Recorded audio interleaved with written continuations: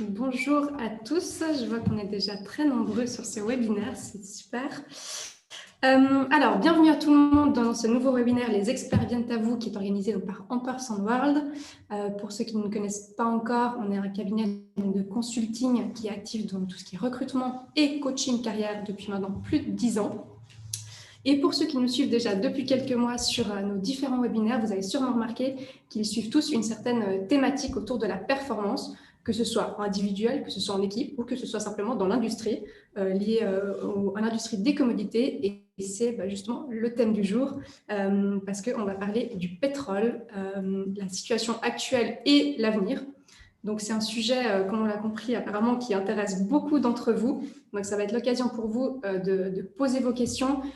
Surtout, n'hésitez pas, on a une première petite partie qui va être une courte présentation de notre intervenant pour mettre un petit peu les bases. Et ensuite, on va passer sur une discussion avec ma collègue Violaine également, où vous pouvez poser vos questions dans tout ce qui est Q&A et discussion. Donc vraiment, n'hésitez pas, c'est le moment où jamais. Donc voilà, je laisse la parole à ma collègue Violaine. La voilà. Bonjour à tous et à toutes. Merci Fanny. Très heureuse de vous accueillir pour ce webinaire Commodities, le pétrole, où en sommes-nous et quel avenir? Animé par Charles Téminé. Alors pour ceux qui ne connaîtraient pas encore Charles, je vous en parle en quelques lignes. C'est bientôt 20 années d'expérience dans l'industrie du négoce, spécialiste du pétrole. Il a notamment travaillé pour le groupe nigérian Sahara ou encore le groupe suisse AOT Trading. Il a fondé en 2016 sa propre structure, Damalex, active en conseil auprès des gouvernements et des sociétés de trading. Charles, c'est enfin de l'enseignement. Et oui, tu enseignes dans différentes institutions en Afrique, en tout ce qui est trading, entrepreneuriat et développement professionnel. Pour revenir à la thématique d'aujourd'hui, le pétrole, où en sommes-nous? Quelle est l'actualité? On vient de passer par le fameux Black Wednesday. Sommes-nous à la veille d'un gros changement? On entend de plus en plus parler du monde sans carbone. De quoi s'agit-il? Voilà, je laisse la parole à l'expert. Charles, c'est à toi.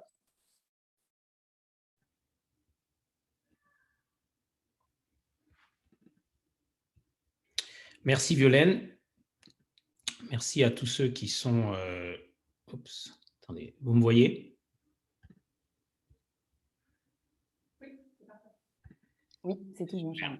Voilà. Donc, merci à tous ceux qui sont connectés. Merci de rejoindre Ampersand, qui nous permet d'avoir cette discussion aujourd'hui, qui est très à propos, puisqu'on vient de passer une semaine pleine d'actualité sur le pétrole et son avenir. Alors, on rentre directement dans le sujet. La question est de savoir où est-ce qu'on en est aujourd'hui. Et comme le montre le graphique que vous voyez en partie là-haut, est-ce qu'on est toujours dans l'âge d'or du pétrole, donc la période de maturité, ou est-ce qu'on rentre dans la phase de déclin que beaucoup appellent de leur vœu, car il y a beaucoup de pression d'ONG, d'instituts spécialisés, de lobbies, pour passer à un monde beaucoup plus propre. Alors, depuis que j'ai commencé dans le pétrole, on nous annonce cette fin du monde pétrole. Et la question, c'est de savoir quand est-ce que ça va arriver. Bon, clairement pas dans les années 2020, c'est mon point de vue et je pense que tout le monde en est témoin. Par contre, à l'horizon 2030, on commence à avoir des échéances intéressantes. On nous annonce un peak oil, donc c'est-à-dire qu'on aurait atteint le plateau de production pétrolière à l'horizon 2035. Ça commence à devenir plus réaliste, même si on n'y est pas encore, on va le voir un peu plus tard. Et à l'horizon 2040-2050, on estime qu'on va vraiment changer de paradigme et rentrer dans un monde qui sera vraiment différent de celui qu'on a connu jusqu'à présent. On est aussi poussé par une actualité qui a commencé la semaine dernière avec le Black Wednesday, où on nous a annoncé des décisions de tribunaux en Allemagne, aux Pays-Bas, en Angleterre, des modifications dans les conseils d'administration des grandes sociétés. Et tout ça amène une tendance qui consiste à dire il faut arrêter ce qui a été fait jusqu'à présent et maintenant passer à des mesures concrètes. Donc, on demande à des compagnies comme Shell de donner des objectifs chiffrés avec une deadline en termes d'années pour réduire ses émissions carbone à l'horizon 2050. C'est quelque chose de nouveau, ça n'a jamais été fait auparavant. Traditionnellement, on demandait à toutes ces sociétés, avec la pression des banques et des assurances, de définir une politique ESG, mais d'avoir la Cour de justice, par exemple en Allemagne, imposer à une compagnie ou au gouvernement d'avoir des objectifs chiffrés à un horizon bien établi, c'est quelque chose de nouveau. On a aussi la semaine prochaine une votation en Suisse sur la loi carbone qui crée beaucoup de débats. Donc, il y a beaucoup aujourd'hui de pression sur tous ceux qui sont impliqués dans le domaine du pétrole pour changer les choses et pour donner des mesures concrètes et que ce ne soit plus juste des vœux pieux. J'ai pris l'exemple de la décision qui a été donnée pour Shell et pour essayer de la traduire. Donc, on demande à Shell de réduire de 45% ses émissions actuelles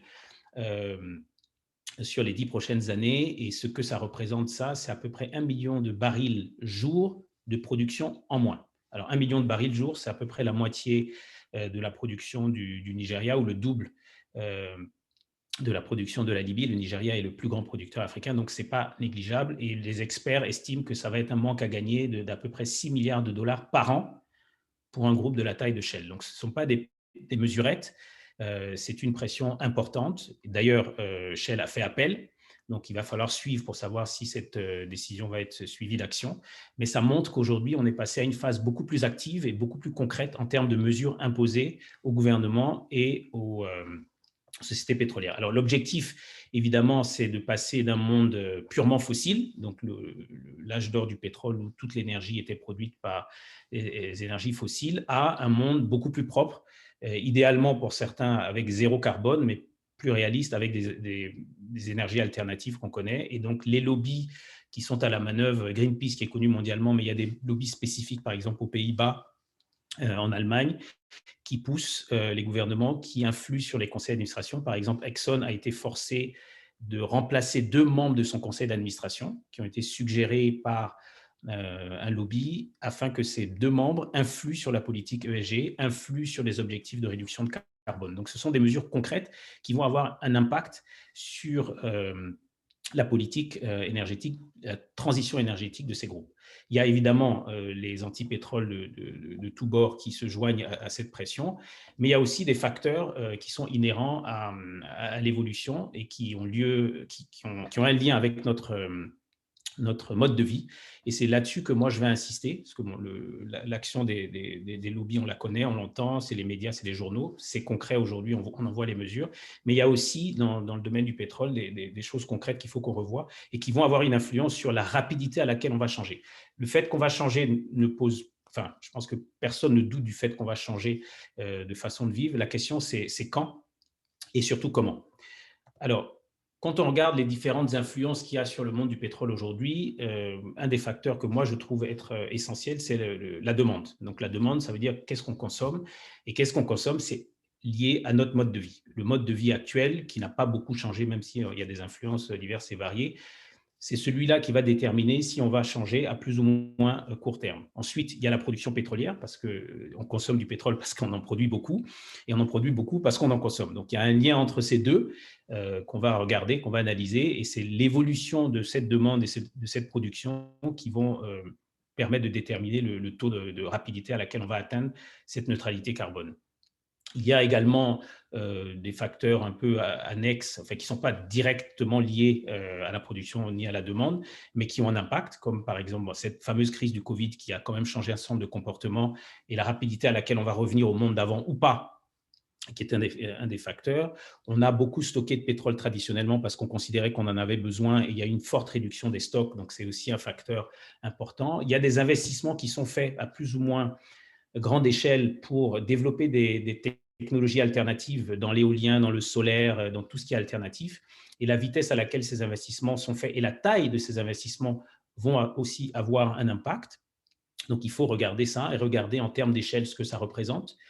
Il y a l'action de l'Organisation des pays producteurs, l'OPEC. On va voir un peu des différents pays et leurs objectifs, mais les discussions OPEC et OPEC+, c'est-à-dire les pays exportateurs plus la Russie, ont des discussions quasiment tous les trimestres pour savoir qu'est-ce qu'il faut faire en termes de production pour correspondre à la demande. Et il y a toute la géopolitique mondiale. Aujourd'hui, l'Iran est en train de peut-être renégocier un accord avec les États-Unis sur le nucléaire, que certains pays appellent de leur vœu et d'autres non. Mais si l'accord se fait, ils vont pouvoir produire encore plus et retrouver leur niveau de production antérieur qui était de 4 millions de barils jour. Tout ça a un impact sur la production, on va le voir. D'autres pays qui sont en conflit, on parle de Libye, on parle d'Irak, du Nigeria, ont des niveaux de production qui sont bien inférieurs à leur capacité. Donc, cette capacité résiduelle, ben, si elle revient sur le marché, ça va avoir aussi un impact sur la production, sur le prix et sur les comportements qu'on va avoir. Et effectivement, toutes les découvertes qui ont lieu, il y a encore des pays qui découvrent du pétrole, des pays qui ont traditionnellement été sous-exploités ou non exploités et qui font des découvertes, et cette capacité supplémentaire va arriver sur le marché. Alors, pourquoi on parle de ça? Parce qu'effectivement, s'il y a beaucoup de pétrole, ben, ça veut dire que le prix ne va pas avoir tendance à monter.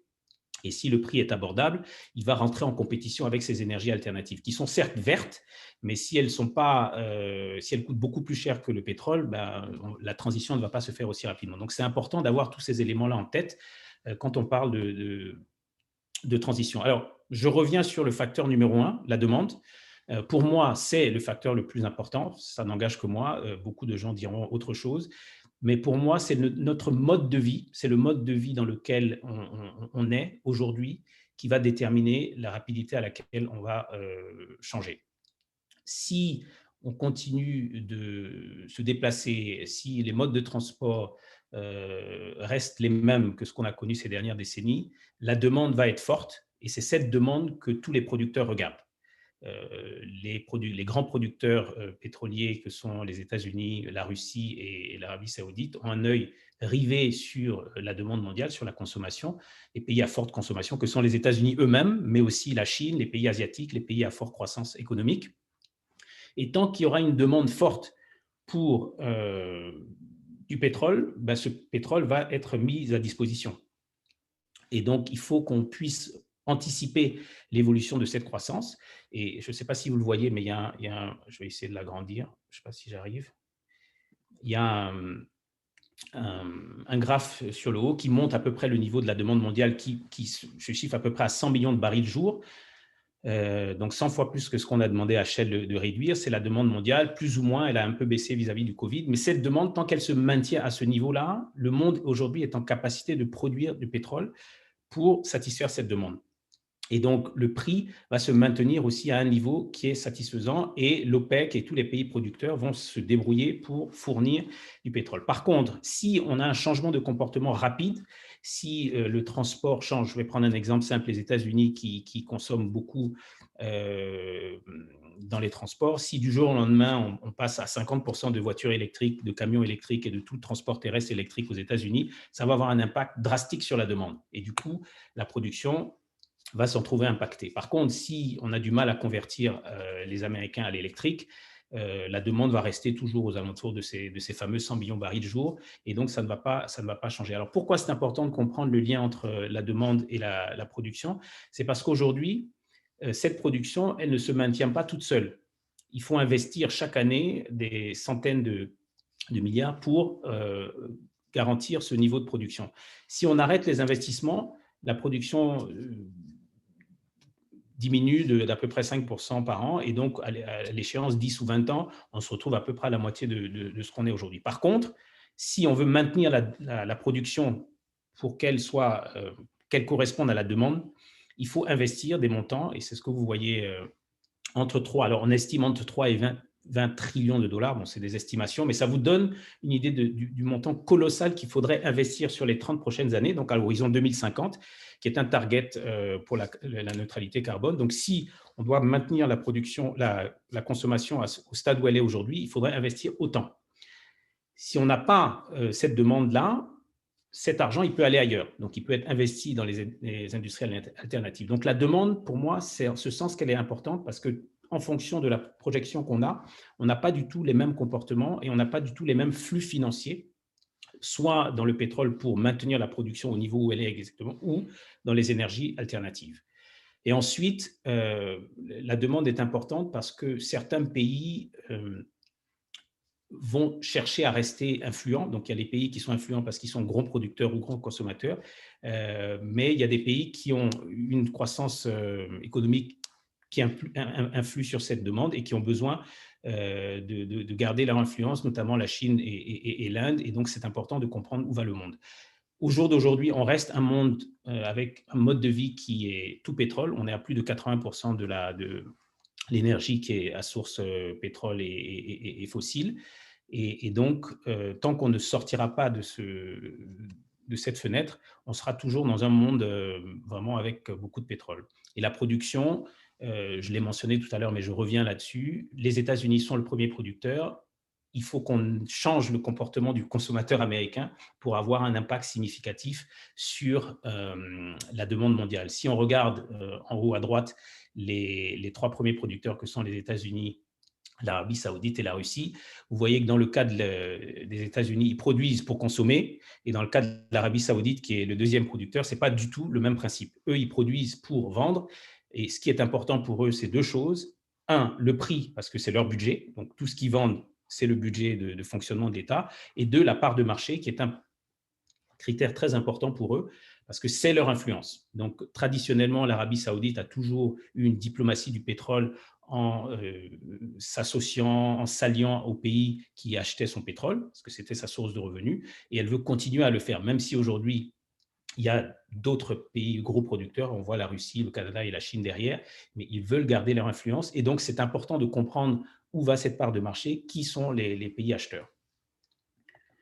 Enfin, une fois qu'on a vu la demande et la production, c'est important de voir aussi qu'est-ce qui influe aussi les pensées. Depuis que j'ai commencé à travailler dans le pétrole, on parle, il y a toujours ces fantasmes. J'ai commencé en 2004 et on disait déjà à l'époque, oh, dans 10 ans, il n'y a plus de pétrole, dans 15 ans, il n'y a plus de pétrole. Bon, est-ce que c'est vrai, est-ce que ce n'est pas vrai? Il y a beaucoup de fantasmes. Le prix du pétrole va arriver à $200. Aujourd'hui, il est à 70. Je ne peux pas dire si ça va être le cas ou pas. Ce qui est vrai, c'est qu'on n'en est pas si proche, même s'il peut y avoir des épisodes, on l'a vu en mars 2020, il peut y avoir des épisodes anecdotiques, mais la réalité, c'est qu'aujourd'hui, il y a suffisamment de demandes et suffisamment de capacité pour maintenir le pétrole dans une fourchette qui ne va pas aller dans des extrêmes à $200, où effectivement, là, les comportements vont être changés de façon forcée. Est-ce qu'on a atteint le peak oil? Là encore, difficile à dire, mais on commence à se rapprocher les prédictions maintenant se rapprochent de plus en plus des années 2030-2035, même si là encore, on a encore un peu de temps à mon avis. Est-ce qu'on va être dans un monde sans voiture? Là aussi, il suffit de se balader un peu dans les pays développés pour se rendre compte que ce n'est pas encore pour demain. Et pareil, on parle d'avions à hydrogène, d'avions à huile végétale. Et je sais qu'il y a eu une expérience très intéressante par Airbus il n'y a pas très longtemps de faire un vol avec du carburant à base d'huile végétale, 16%.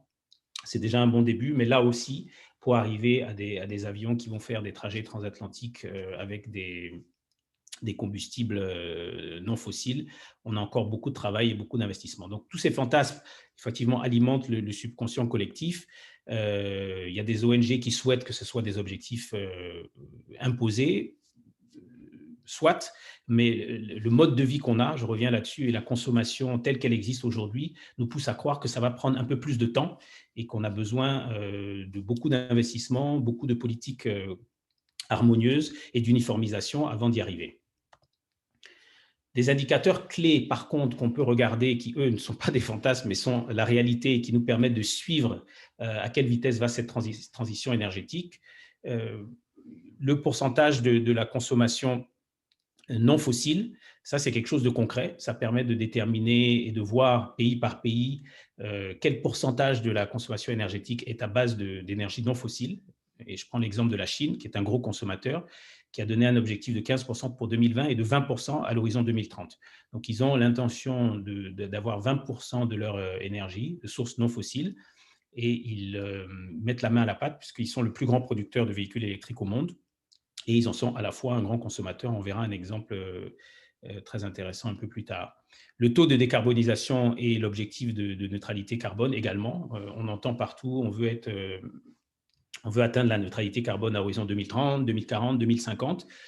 Donc ça, c'est quelque chose de concret, puisque ça force, que ce soit les gouvernements, les entreprises ou les grands groupes pétroliers, une fois que des objectifs sont établis, à savoir qu'est-ce qu'il leur reste à faire, parce qu'aujourd'hui, on est à entre 35 et 40 gigatonnes d'émissions carbone, CO2. Et donc, si on a l'objectif de ramener ce chiffre à zéro dans 10 ans ou dans 20 ans, on sait exactement ce qu'il nous reste à faire à l'échelle de chaque pays. Et ces deux critères qui sont, à mon avis, les plus faciles pour suivre la transition énergétique doivent s'accompagner de politiques publiques. Je l'ai dit plus tard, on l'a vu dans les annonces médias qui ont été faites. Si rien n'est imposé par les gouvernements, si rien n'est imposé par le législatif, ça reste un travail qui est fait sur base volontaire et c'est clairement pas suffisant. On le voit dans les rulings qui ont eu lieu en Allemagne et en Angleterre. Si vous ne forcez pas par des lois, par la contrainte, les sociétés et les gouvernements à agir, les choses vont se faire à la petite vitesse et personne n'a vraiment envie de changer de façon de vivre. Et j'en veux pour preuve l'exemple qu'il y a dans les pays développés, qui est de dire et qui est de donner un objectif de suppression des véhicules à combustion à horizon 10 ou 20 ans. Ça, c'est quelque chose de concret et qui va effectivement changer le comportement, parce qu'à partir du moment où on sait qu'on ne peut plus conduire de voiture à combustion dans 10 ans, les comportements vont nécessairement changer, les procédures d'achat. Et enfin, un critère moins utilisé, mais qui est tout aussi important, le coût relatif de l'énergie, qui permet de savoir pour les énergies alternatives, donc le solaire, l'éolien, quel est le coût comparatif par rapport à l'énergie classique. Et c'est cette fameuse guéguerre dont je parlais tout à l'heure. Donc, une fois qu'on a le coût de production d'énergie à base de pétrole et l'alternative, si ce coût tend à baisser, et aujourd'hui on est dans des dynamiques très positives puisque ce coût baisse à peu près de 15% par an, notamment pour le solaire et l'éolien en fonction des investissements qui sont faits et des nouvelles technologies qui sont trouvées. Donc plus ça va baisser, plus ça va faciliter la transition des industries, des grandes sociétés et, vers ces énergies et réduire le taux d'émissions carbone. Alors, que font les grandes sociétés, puisque c'est elles qui sont aujourd'hui les targets de tous les lobbies, de tous les gouvernements, etc. Alors, traditionnellement, vous voyez sur le graphique, des sociétés comme Total et BP ont toujours mis une part relativement importante, 2 à 5% de leur CAPEX, de leurs dépenses de CAPEX par an sur des investissements en énergie alternative, sur des investissements dans des sociétés qui développaient des technologies alternatives, mais on voit aussi qu'il y a aussi des majors qui font rien. On voit 0,2% pour Chevron, 0,2% pour Exxon. Alors on comprend mieux pourquoi Exxon a été forcé de changer deux de membres de son conseil d'administration, parce que justement, l'idée c'était vous ne faites pas assez en politique ESG. C'est sûr que s'il n'y a que 0,2% du CAPEX qui est mis sur les énergies alternatives, ce n'est pas suffisant au taux d'investissement on a besoin pour renverser. Alors, sur le diagramme du bas, vous voyez deux carrés bleus. Ces carrés bleus, il y a un rapport de 1 à 3. En haut, c'est ce qui est dépensé pour l'énergie solaire et l'énergie éolienne historiquement sur 5 ans, et un petit peu en bas, la même chose pour le pétrole. Et vous voyez qu'il y a un rapport de 1 à 3, puisqu'on est sur 200-300 milliards pour les énergies alternatives combinées, et entre 800 et 900 milliards pour le pétrole. Donc, on voit que les montants sont d'abord conséquents, mais qu'il n'y a pas la même échelle quand on parle de pétrole et quand on parle d'éolien. Et le pétrole, ça se comprend, puisque, rappelez-vous, je disais que pour maintenir la production au niveau de la demande actuelle, il faut chaque année investir de l'argent pour continuer à produire. Donc, tant qu'on aura la vision d'avoir besoin de pétrole, on va continuer à investir. Par contre, ces 800 ou 900 milliards, si on se rend compte que la demande va chuter de façon drastique et qu'on est conscient parce que les modes de vie changent, mais cet argent pourra transitionner et aller vers les énergies alternatives. Donc, en haut, l'éolien et le solaire, et en dessous, quelque chose où il y a très peu d'investissement, mais ça va venir, la captation de carbone, que ce soit direct ou indirect, qui sont aussi des moyens de réduire l'empreinte carbone. Alors, je vais terminer ce slide sur une question ouverte qui, moi, me frappe. C'est quand on parle de transition, on est tout le temps en train de targeter Shell, BP, Total, etc., qui sont des sociétés qui existent depuis des décennies, qui ont fait toute leur carrière et leur succès sur la production du pétrole. Mais est-ce que c'est vraiment à ces sociétés-là qu'on doit demander de nous montrer la voie pour la transition vers des énergies plus propres? Je ne sais pas si c'est vraiment la bonne question. Bon, on pourra en discuter, même si leurs efforts sont reconnus et qu'il y a effectivement des idées qu'on peut reprendre. La solution n'est pas forcément chez eux, puisque eux, ils ont traditionnellement bâti leur carrière sur le tout pétrole. Une autre façon de voir l'avenir, c'est de regarder qu'est-ce qui va se passer avec les acteurs d'aujourd'hui. Alors là, j'ai repris un diagramme qui a été fait par des consultants très intelligents et très expérimentés, mais j'ai trouvé l'idée intéressante puisqu'ils ont essayé de se projeter dans l'avenir et de dire, mais si on regarde tous les acteurs aujourd'hui dans le domaine énergétique et spécifiquement dans le domaine pétrole, que vont-ils devenir dans le nouveau monde? Et si on regarde ça de façon sommaire, on se rend compte que les seuls, en fait, qu'eux considèrent vont pouvoir faire cette transition et continuer à exister et à survivre dans un monde à la fois de pétrole fossile et non fossile, ce sont les sociétés de trading, parce qu'ils considèrent qu'ils ont des compétences qui vont pouvoir facilement être adaptées au nouveau monde. Et on voit l'émergence complètement à droite de ce qu'ils appellent Energy Holdings. Ce sont des sociétés de services de fourniture d'électricité. Donc, ils considèrent qu'on va passer de sociétés productrices de pétrole, donc c'est les XXL Oil, les big oil qu'on connaît, à des sociétés qui vont se spécialiser en fourniture d'énergie, quelle qu'elle soit, que ce soit l'électricité, l'énergie éolienne, solaire, et peut-être encore un peu de pétrole, même si ça va être minoritaire. Et donc, très peu de métiers. Il va falloir se réinventer, il va falloir transférer les compétences. Et tout ça va se faire, effectivement, comme vous le voyez sur la ligne de gauche, de façon régionale ou locale. Moi, je suis très en accord avec cette approche. Je pense que c'est très difficile d'avoir une vision globale sur ce problème. Il faut vraiment regarder le problème de façon régionale et locale, parce que chaque économie, chaque région, chaque continent a ses réalités qui ne sont pas du tout les mêmes. Et donc, cette transition énergétique, même si on souhaiterait avoir une vision globale, et je pense que les initiatives comme l'accord de Paris vont dans ce sens, quand on voyage, on se rend compte que c'est un monde à plusieurs vitesses et c'est difficile d'avoir une politique ou des tendances qui soient globales. Alors, à l'avenir, je reviens sur le point de la consommation en insistant là-dessus. On a cette barre de 100 millions de barils jour. Certains experts considèrent qu'on ne la retrouvera plus, notamment avec la baisse qui était liée au Covid, où on a perdu à peu près 5 millions de barils jour. D'autres considèrent qu'on va vite la retrouver dès que tout le monde sera vacciné. Et donc, 3 scénarios ont été un peu développés. Ce sont des scénarios BP. Il y a le scénario en vert, donc où on va rester dans une fenêtre de 90 à 100 millions de barils jour, voire un peu plus, où le monde ne va pas trop changer. Il va y avoir des influences, il va y avoir des transitions, mais rien de significatif. Et donc, on va faire business as usual. Deuxième scénario, on va prendre les choses au sérieux, comme les lobbies le veulent et comme les annonces des dernières semaines nous le montrent. Et les sociétés vont être forcées à baisser leur empreinte carbone et on va rapidement avoir un impact sur la consommation et redescendre à des niveaux de 80. On va franchir des paliers, 80, 60, 100, pour arriver à l'horizon 2050 à peu près la moitié de ce qu'on représente aujourd'hui en termes de consommation. Bon, c'est un objectif très ambitieux, à mon goût, mais c'est un scénario qui trouve des supporters. Et enfin, le scénario idéal qui est d'arriver à une neutralité ou une quasi-neutralité carbone à l'horizon 2050, c'est le scénario net zéro. Alors, il y a des choses qui militent en faveur de chacun des scénarios. Très rapidement, le scénario business as usual, c'est qu'il y a quand même encore dans ce monde beaucoup d'économies qui sont à la traîne, qui n'ont ni la capacité financière, ni la capacité technologique de s'adapter à cette transition, même si les lobbies font toute la pression et le Black Wednesday en témoigne. Le scénario rapide, qui est un scénario mixte, où on va combiner à la fois une réduction de l'empreinte carbone avec une diminution de la production pétrolière et une harmonisation des politiques publiques, va se mettre en place, mais peut-être pas partout. Et le scénario net zéro reste l'objectif.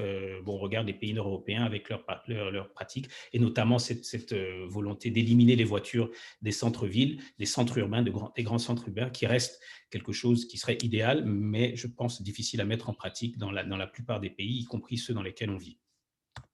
En conclusion, une fois qu'on a revu un peu ces 3 scénarios et de voir un peu qu'est-ce qui va se passer, moi, ma conviction est qu'on va rester dans un monde à 3 vitesses. Et je fais la comparaison avec le Covid, parce que j'ai eu la chance de beaucoup voyager ces derniers mois. Et je me suis rendu compte qu'il y avait vraiment 3 mondes. Un monde dans lequel le Covid est très maîtrisé, avec quasiment aucune contamination, très fort taux de vaccination et un tracking des cas. Singapour, Israël, Nouvelle-Zélande, Australie. Donc ça, c'est vraiment le scénario Covid zéro, donc zéro neutral, mais la même chose. Un monde mixte, les grands pays développés, l'Europe, les Américains, où on combine les différentes politiques. Donc, on combine la vaccination avec le tracking, etc. Mais ça ne marche pas aussi bien que ça. Donc, il reste encore beaucoup à faire, notamment au niveau de la vaccination et du tracking. Et un monde où le Covid n'existe pas. C'est quand même fou de l'entendre, mais il m'est arrivé d'aller dans des pays que je ne nommerai pas, où porter un masque équivalait à aller au cirque ou être comme un clown. Et donc, je pense que quand on revient sur le sujet pétrole, on va, sur les prochaines années, je pense 5-10 prochaines années, rester dans un monde à 3 vitesses, avec des pays qui auront la capacité financière, technologique et les politiques publiques qui iront dans le sens d'une neutralité carbone à très brève échéance, 5-10 ans. La majorité des pays qui vont rester sur une stratégie mixte et un certain nombre de pays qui seront à la traîne parce qu'ils vont devoir continuer à utiliser les combustibles fossiles, pétrole, charbon, etc., parce qu'ils n'ont pas les moyens, et il y en a malheureusement beaucoup. Alors, là où il y a de l'espoir, c'est on se rend compte, et c'est mon deuxième point, c'est qu'il y a quand même des best practices et des bonnes idées qui sont mises en place par des pays qui étaient très pollueurs, par exemple la Chine. Et je trouve cet exemple formidable de ces bus électriques. La Chine a converti la majorité de sa flotte ou la totalité de sa flotte de bus électriques, donc à peu près 400 000 bus électriques à l'électricité, et donc ça fait une baisse immédiate au niveau de la demande mondiale, une baisse significative, parce que c'est quand même énormément de choses. Donc ce sont des idées concrètes qui sont faites par des acteurs majeurs, et je pense qu'ils peuvent servir de bon exemple pour un certain nombre de pays, notamment en Europe et aux États-Unis. Et donc je pense que ces choses-là vont se mettre en place petit à petit et vont aider dans cette transition, mais je ne pense pas qu'on va y aller aussi rapidement que le souhaite tout le monde. Il faut effectivement s'éloigner des fantasmes, et c'est ma conclusion, rester pragmatique et éviter des paniques comme ce qu'on a connu sur le papier toilette au début de la crise du Covid. Donc voilà, merci d'avoir pris le temps de m'écouter, et je repasse la parole à Violaine au cas où il y a des questions, et on peut démarrer le débat. Merci Charles pour cette présentation très instructive et complète. Donc on va donc ouvrir les questions-réponses. Alors vous pouvez utiliser pour cela en bas de votre écran l'onglet discussion ou l'onglet questions et réponses pour poser vos questions, mais vous pouvez également partager vos points de vue par rapport à tous les sujets qu'on a abordés pour enrichir cet échange. Je profite de ce petit temps de battement, moi, pour poser une première question. Tu parlais donc de 3 scénarios, tu as évoqué 3 scénarios à la fin, les scénarios de BP. Quel est, selon toi, celui qui va primer? Alors, moi, merci de ta question. Moi, je suis convaincu que le business as usual va primer à court terme, c'est-à-dire à échéance 2020-2030, on va rester dans le business as usual parce qu'il n'y a pas une prise de conscience suffisamment forte des gouvernements, des instances législatives, et surtout, le mode de vie a quand même du mal à changer. Je prends pour exemple, encore une fois, cette crise Covid, on est obligé d'en parler parce qu'on est en plein dedans. Il y a beaucoup de gens qui disaient, bon, après, on ne va plus voyager, mais quand on va aujourd'hui dans les aéroports, on se rend compte que les gens n'attendent que ça, de ressauter dans les avions et de voyager. Donc, je pense que le changement de mode de vie qui va avoir un impact drastique sur la demande doit se faire par la contrainte. Je ne pense pas que de façon volontaire, même si on aime bien penser qu'on est tous des gens bien pensants et qu'on pense à la planète, etc. Quand on se promène et qu'on voyage, on se rend compte que les gens, s'il n'y a pas de contrainte, ça ne change pas. Donc pour moi, sur les 10 prochaines années, tant qu'il n'y a pas une vraie prise de conscience, il n'y a pas une vraie contrainte au niveau législatif pour forcer les gens à ne plus utiliser leur voiture, changer le comportement désolé d'en parler, mais du consommateur américain, c'est le target, on va rester sur business as usual. Par contre, une fois que tout ça va être mis en place, et je pense que ça va se faire de façon progressive à partir de 2025-2030, à ce moment-là, on pourra vraiment passer dans un scénario où il y aura une réduction vraiment chaque année avec des choses concrètes. Donc, on pourra réduire de 5%, de 10% l'empreinte carbone et les émissions de CO2. Mais sur le court terme, moi, je suis vraiment partisan du business as usual. Parfait, merci beaucoup pour cette réponse. Là, j'ai une question qui arrive au niveau de l'objectif réalisable, selon vous, dans le cadre de cette neutralité carbone. Bon, je pense que c'est comme pour tout. Il faut d'abord partir avec des objectifs concrets dans un horizon qui est réaliste. Et moi, j'aime bien, c'est pour ça que j'ai mis sur le slide du triangle, 2050 au milieu. Parce que je pense que, vu le monde dans lequel on vit et vu comme c'est difficile de faire bouger les choses, les lobbies, les pays producteurs et les grosses sociétés, je pense qu'il faut se donner des objectifs en termes de temps qui soient réalistes. Donc 2050 me paraît un objectif très réaliste pour arriver à des réductions concrètes. quand on met des objectifs à horizon 2020, 2025, comme ça a été le cas pour certains, on n'y arrive pas et du coup, on risque de se décourager. Donc, premièrement, je pense qu'il faut se placer à l'horizon 2050, numéro un.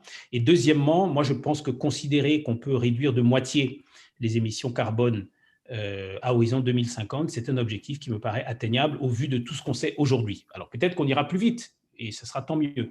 Mais pour répondre indirectement à la question, considérer qu'on va arriver à une neutralité carbone à cet horizon pour l'ensemble de la planète, non. Il y a des pays qui l'ont déjà annoncé et qui veulent arriver à la neutralité carbone même avant et qui y arriveront, je pense. Mais sur 200 pays, s'il y en a 5 qui le font, ce n'est pas suffisant. Quand on voit la masse de carbone qui est émise aujourd'hui, notamment rien que sur le transport, ça représente quand même 60%. Il faut vraiment un changement drastique de mode de vie pour que l'impact soit significatif. Et je ne pense pas qu'à court terme, on y arrive. Par contre, si on se donne l'objectif de réduire les voitures, de convertir en voitures électriques, de supprimer les voitures des centres urbains dans toutes les grandes villes, dans toutes les grandes agglomérations, et qu'on laisse le temps aux pays à la traîne de faire un catch-up sur la technologie, oui, on va y arriver et on aura, je pense, même si on n'est pas à 50% en 2050, on ne sera pas loin, et là, on sera content et on pourra continuer. Merci. Alors là, j'ai une question qui est arrivée au niveau de l'Agence d'information sur l'énergie. L'EIA ne voit pas de baisse de consommation du diesel aux États-Unis pour les prochaines années. Partagez-vous cette opinion? Peut-être l'utilisation d'ultra low super diesel serait une alternative. Oui, bon, très, très bonne question qui rejoint ce qu'on disait sur la consommation et le fameux consommateur américain, parce que j'ai résumé au consommateur américain, mais en fait, aux États-Unis, ce qui pose vraiment problème, c'est les trucks. C'est-à-dire qu'aux États-Unis, il y a des camions qui circulent dans tout le pays est vaste. Une bonne partie du transport terrestre et donc de la consommation d'énergie fossile se fait à ce niveau. Et comme il y a très peu d'alternatives, la transition, effectivement, on a du mal à la voir arriver. Et donc oui, moi, quand je dis que je suis partisan du business as usual, c'est en partie pour ça. Ce n'est pas que pour les avions qui continuent de voyager, c'est parce que quand on voit comment ça fonctionne aux États-Unis, ils ne sont pas du tout prêts à transformer tous ces camions en camions électriques comme ça peut se faire en Chine. Donc oui, je partage cette opinion et je pense qu'il va falloir un président courageux, un congrès courageux, un Sénat courageux pour implémenter une loi contraignante pour que ça change. Ça ne va pas se faire parce que des sociétés ou des individus ou des privés décident qu'ils aiment la planète et donc ils vont décider d'acheter, de transformer leur flotte, qui est quand même une grosse flotte, en flotte électrique. L'utilisation du diesel à bas soufre est une amélioration. C'est ce qu'on conseille, par exemple, ce changement qui se fait pour le bunker, qui se fait aussi qu'on appelle de tout vœu dans les pays qui ont encore, comme les pays d'Afrique qui ont encore du diesel à soufre très élevé. C'est une avancée, mais ce n'est pas suffisant. Donc, je pense qu'il faut aller au-delà de ça. Ces vœux ont déjà été appelés et ont déjà été implémentés dans un certain nombre de pays, mais on se rend compte que ce n'est pas assez. L'empreinte carbone est réduite, mais de façon très, très faible. Donc, il faut pousser, il faut continuer et ça va se faire par des politiques publiques courageuses qui seront en ligne avec la pression des lobbies. Du travail. Une autre question qui est arrivée. Comment voyez-vous l'évolution de la rentabilité des raffineries? Alors, les raffineries, elles sont aujourd'hui… Enfin, il faut catégoriser. Est-ce qu'on parle de raffineries, de nouvelles raffineries, de nouvelles capacités de raffinage qui ont été mises comme ça existe au Moyen-Orient et en Inde? Donc, ces raffineries-là, elles ont moins de problèmes puisqu'elles ont été designées pour correspondre aux besoins actuels. Donc là, il y a moins de problèmes. Donc ces nouvelles raffineries sont plus en phase avec le marché et donc on n'a pas trop de soucis sur leur rentabilité à long terme. Par contre, les raffineries anciennes qui existent en Europe, en Afrique, qui ont 30, 40 ans, oui, il y a beaucoup d'inquiétudes sur leur rentabilité. Alors certaines, parce qu'elles sont sur des marchés dynamiques, réussissent à convertir et à investir pour pouvoir se transformer, mais d'autres sont voués à mourir et à être transformés en zone de stockage ou à être déplacés dans d'autres environnements. Donc, je pense qu'il faut catégoriser les raffineries dans un premier temps, ensuite voir dans quel marché elles existent Il y a des bons et des mauvais exemples. Il y a des raffineries qui sont vraiment vouées à être fermées ou à être transformées en stockage, comme ça a déjà été le cas. Mais il y a aussi des raffineries qui ont un bel avenir devant elles parce qu'elles sont sur des marchés un peu porteurs et elles ont la capacité donc d'investir pour se transformer à devenir. Donc là aussi, l'aspect local ou régional a une importance. Mais globalement, l'avenir du raffinage pose question sur les marchés matures.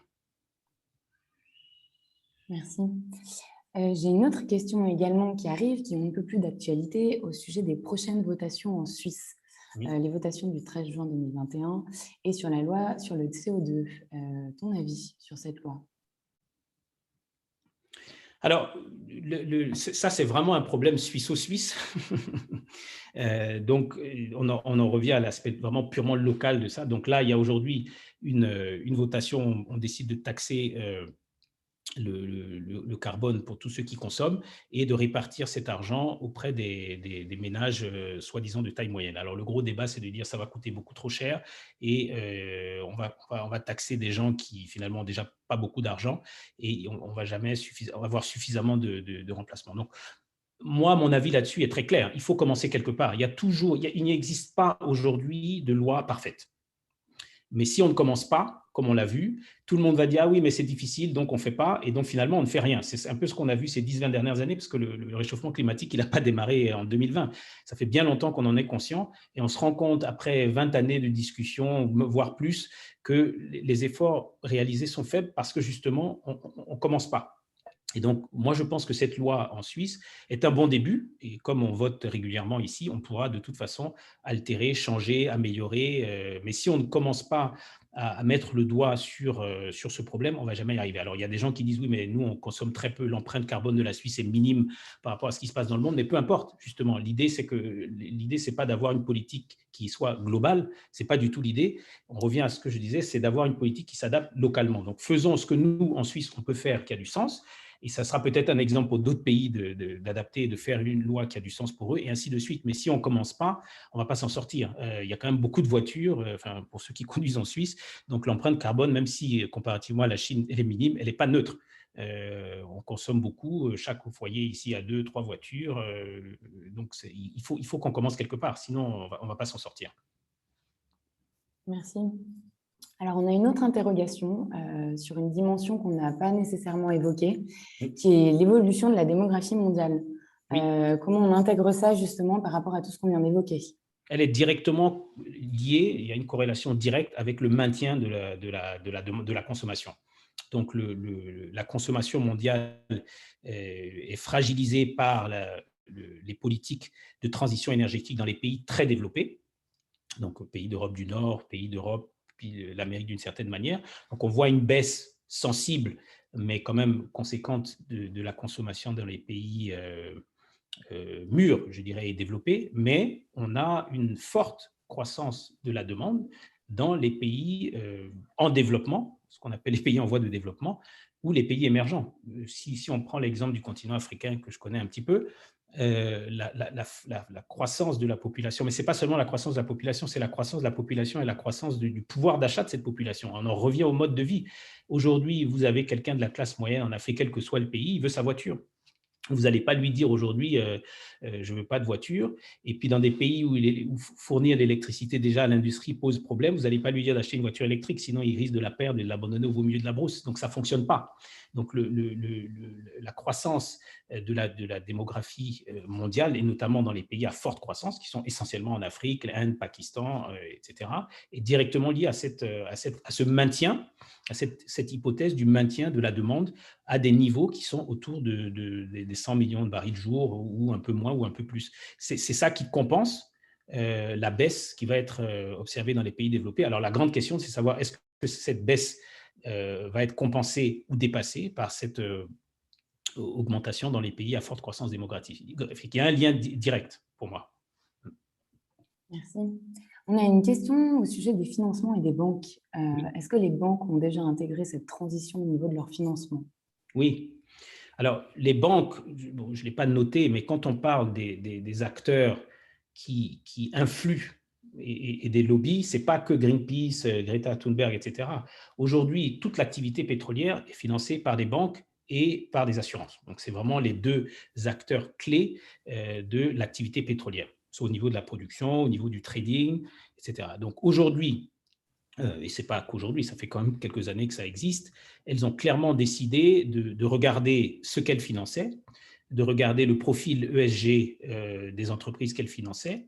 Et avec les annonces récentes, on voit bien qu'il va y avoir de plus en plus de pression sur ces banques et sur ces assurances de financer des transactions propres ou en tout cas de financer des acteurs qui ont une politique claire sur la transition énergétique. Et donc, oui, les entreprises qui n'ont pas de politique assez agressive, qui n'ont pas d'objectifs assez concrets, vont être considérées comme des risques plus élevés.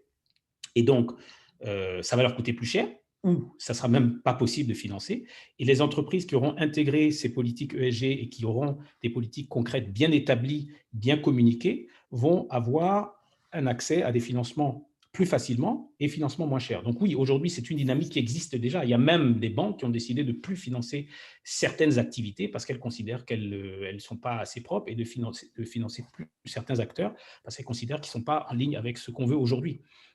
Donc, il y a déjà cette pression. Elle n'existe pas qu'au niveau des boards et trucs, elle existe aussi au niveau des financements. Et ça, c'est aussi, quand je parlais de contraintes tout à l'heure, c'est aussi une contrainte qui va permettre de faire la transition, parce que si on n'a pas de financement, ben, on ne peut plus rien faire. Merci. Alors, on a une nouvelle question, je la lis. Croyez-vous au projet de nouvelles raffineries produisant du ULSD en craquant du carbone avec de l'hydrogène? Oula.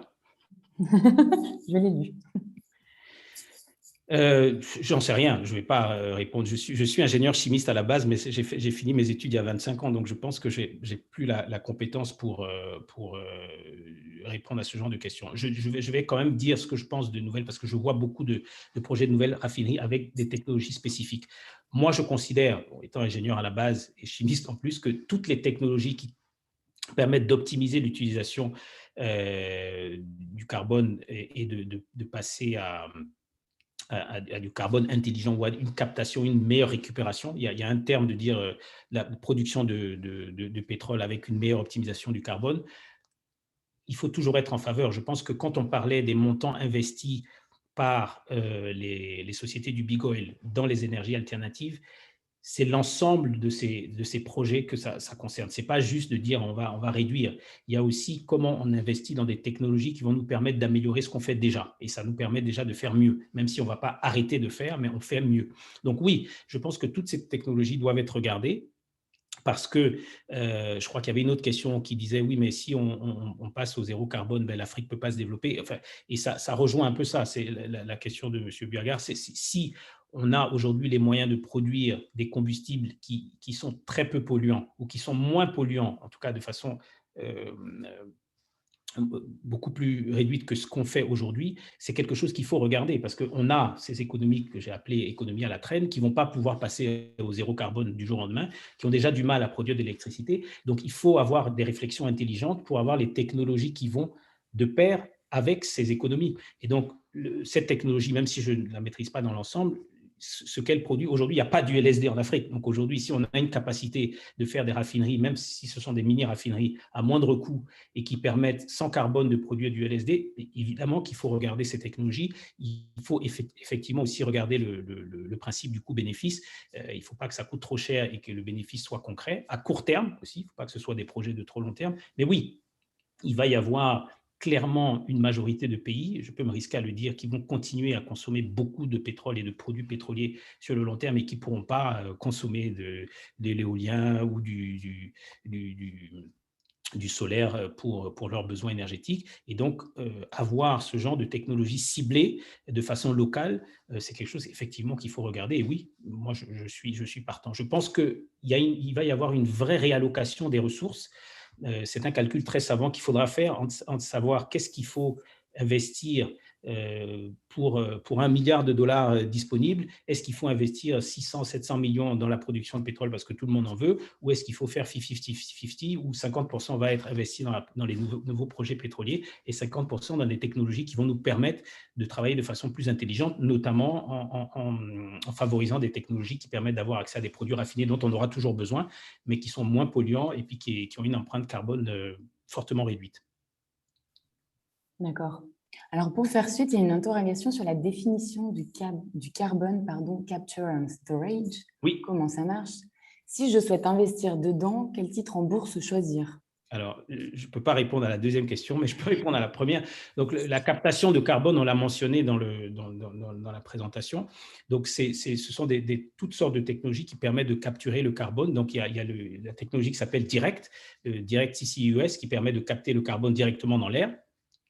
Donc, ça permet de capturer tout ce carbone qui est émis directement et de le stocker ou de le mettre ailleurs. Donc, on a aujourd'hui toutes sortes de metrics qui permettent de suivre le pourcentage de captation de ce carbone dans l'air et le coût du stockage. Donc, la validité de cette théorie de captation directe est liée à la captation et le coût. Parce que si ça coûte trop cher de stocker ce qu'on a capturé, finalement, ça ne sert plus à rien. C'est comme pour les batteries électriques, où si ça coûte trop cher de produire des batteries électriques, finalement, le jeu n'en vaut plus la chandelle. Et il y a les méthodes indirectes qui consistent donc à aller optimiser la production. Donc, c'est quand on parle de production pétrolière optimisée.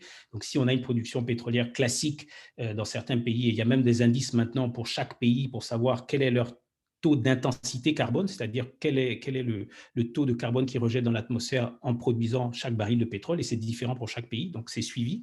Et donc, les méthodes indirectes consistent à aller regarder ces technologies de production et de voir comment on peut optimiser, en tout cas réduire l'intensité carbone. Donc, tous les deux, c'est du CCUS. Il y en a un qui est direct, où c'est vraiment, on va prendre dans l'air ce carbone qui est rejeté, et l'autre, on va le prendre à la source de façon indirecte pour réduire l'empreinte carbone de ce qui est produit. Alors, je ne connais pas de sociétés qui sont spécialisées là-dedans, donc je ne vais pas me risquer à vous donner des conseils d'investissement, mais c'est clair que sur les éléments dont on a parlé, donc réduction de carbone, énergie alternative, éolien, solaire, hydrogène, le CCUS est un peu le troisième élément, et certains se concentrent là-dessus parce qu'ils se disent qu'effectivement, quand on a parlé de la demande et de la production, on ne va pas réussir, c'est un peu ce que je disais en 2050, à arriver à zéro en réduisant, parce qu'on a un mode de vie qui ne va pas avec. Par contre, on peut développer des technologies qui vont nous permettre aussi de capturer ce qui existe ou de produire moins. Donc, avec ce double impact, on va arriver à des objectifs qui sont peut-être plus ambitieux que ceux qu'on a aujourd'hui. Merci, Charles.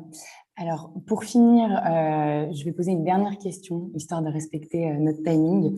À ton avis, est-ce que tu penses que nous, les pays occidentaux, on est à la traîne, en retard par rapport à ces objectifs, ou que pour l'instant, on est à peu près dans les bonnes lignes? Alors, tout dépend de qui pose la question. Je veux dire, si on est dans un objectif qui est le mien, qui est de dire, bon, voilà, il faut être réaliste par rapport à ce qui se passe. Et moi, je travaille dans le domaine pétrolier, donc je ne peux pas non plus taper trop fort. Je pense que oui, il y a des efforts qui sont faits, mais je reste persuadé que pour qu'on passe à la vitesse supérieure, il faut que ça se fasse sous la contrainte. Ça ne se fera pas par la bonne volonté des uns et des autres, des sociétés, des big oil, etc., quel que soit le montant des investissements qui sont trucs. Et on le voit aujourd'hui, ce sont les contraintes des gouvernements, ce sont les contraintes des conseils d'administration, ce sont les contraintes des lobbies qui sont imposées par la justice, qui amènent à des objectifs très ambitieux. Si on ne passe pas par ces phases-là, on ne va pas y arriver. Donc oui, je pense qu'il y a une prise de conscience suffisante, puisqu'on en parle suffisant. On le voit dans le législatif. La Suisse en est le bon exemple, mais il n'y a pas que la Suisse. Donc, on a fait le premier pas. On n'est pas à la traîne dans le sens où on n'a pas commencé. Mais maintenant, pour passer à la vitesse supérieure, pour avoir des objectifs qui soient ambitieux, pour pouvoir arriver à cet objectif que je définis comme ça pour le fun de dire 50% à l'horizon 2050, il faut qu'il y ait une contrainte.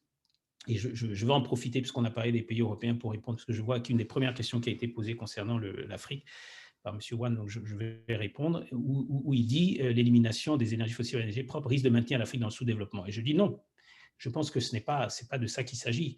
Il s'agit d'être en phase avec la politique énergétique locale. Donc, par exemple, je ne sais pas d'où il est ce monsieur, mais au Sénégal, j'ai une discussion très intéressante avec le responsable du conseil de la présidence en charge de ces questions. Il y a une découverte massive de gaz au Sénégal et aussi de pétrole qu'ils vont produire d'ici 1 ou 2 ans. Mais la découverte de ce gisement gazier va révolutionner la production énergétique du Sénégal. Alors évidemment, ça reste du carbone, donc ça ne va pas annuler leur empreinte carbone, mais ça va être amélioré de façon drastique par rapport à l'existant. Donc, l'impact de développement n'est pas concerné. Ils vont avoir de l'énergie, ils vont être autosuffisants en production énergétique, ce qui est énorme. Ça va leur permettre de se développer. Il va falloir adapter les objectifs de réduction carbone en fonction de la réalité du Sénégal. Ça ne sera pas les mêmes que la Norvège, mais ça ne va clairement pas les empêcher de se développer. Je pense que, comme on l'a dit, chaque région, chaque pays va devoir s'adapter à sa réalité. Moi, je pense qu'en Europe, on est au stade où il faut aller par la contrainte. Dans d'autres économies où on est peut-être un peu plus à la traîne parce que et au niveau financier, au niveau de technologie, on n'y est pas. On est encore dans des phases de réflexion, d'adaptation, etc. Mais le législatif a un grand rôle à jouer. Merci Charles, merci pour cette présentation. On va s'arrêter là puisqu'on a une horloge à suivre. Je vais laisser la parole à Fanny pour clôturer ce webinaire, mais merci pour tous vos partages, merci pour vos questions, merci d'avoir été nombreux à nous suivre. Et puis, pour ma part, je vous dis à très bientôt.